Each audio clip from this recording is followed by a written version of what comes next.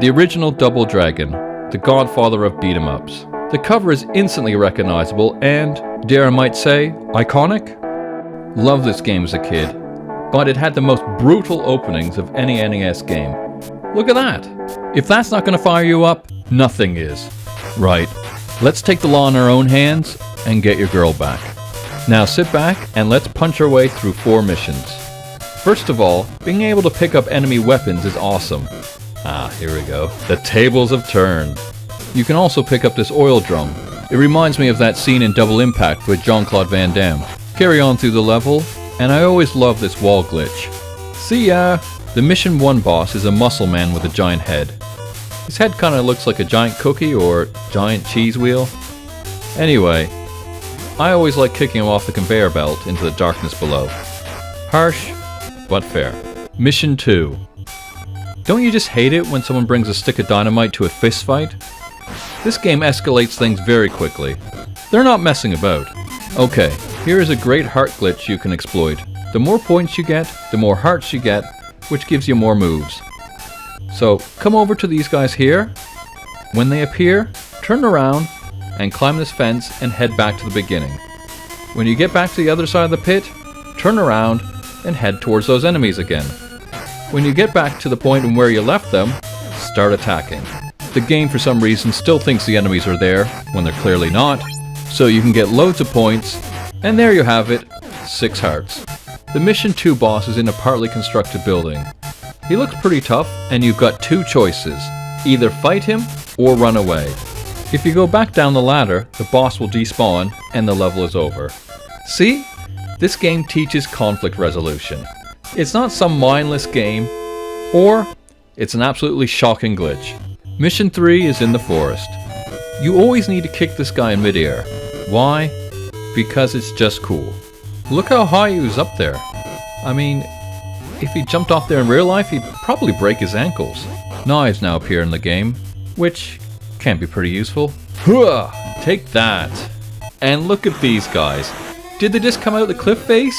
Have they just been chilling inside the rocks and soil for someone to walk by? I never understood this. Anyways, these 2 muscle men are lethal. To beat them, you just gotta keep moving up and down and keep jump kicking them. Many a game ended here during my childhood. This is where I wish the game had co-op. When you beat them, head into the caves where you're greeted by falling stalactites. As a kid, for some reason I'd often just try to run through this and hope for the best, rather than trying to dodge them. I have no idea what I was thinking. You can sometimes get very unlucky and get hit by one stalactite, which leads to you getting hit by several other following ones. Up next, some rather pointless platforming. What? Are you kidding me? I always thought this scene was pretty cool, being in a cave with waterfalls in the background. And yes, dynamite is a perfect weapon when you're deep underground. Ugh. Get away, Rock. Okay, let's get out of here. Oops. Is that considered a hole-in-one? What you're supposed to do is just throw yourself off the cliff. Whee! This is fun. Then you fight this green muscle man. He kinda looks like the Incredible Hulk. This was what was great about games in this era. To simply get a new enemy, just change the color of an old one. And we saw this again in Bad Dudes, when we fight this green guy. Next, you come to this cave, and there's a seemingly no end of enemies coming out of it. How do they all fit in there? Once you've cleared all them out, you can head to the bottom of the level, and that's the end of Mission 3. Mission 4.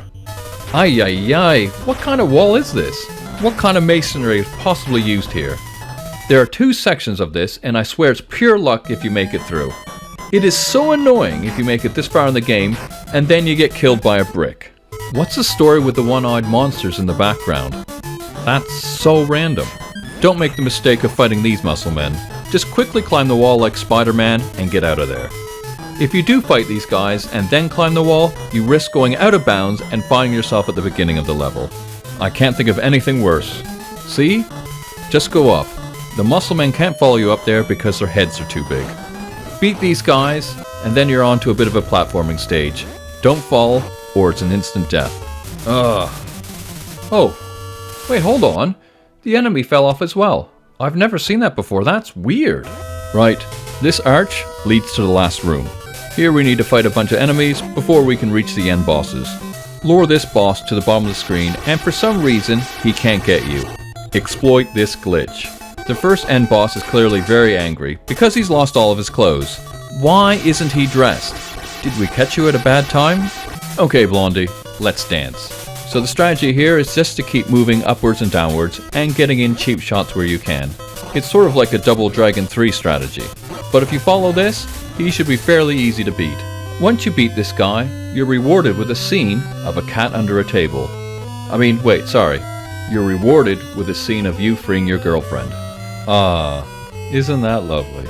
In conclusion, Double Dragon was a tough game, but at the same time, it was a really fun game, and I can definitely see why it spawned so many sequels. Hope you enjoyed this. Until next time.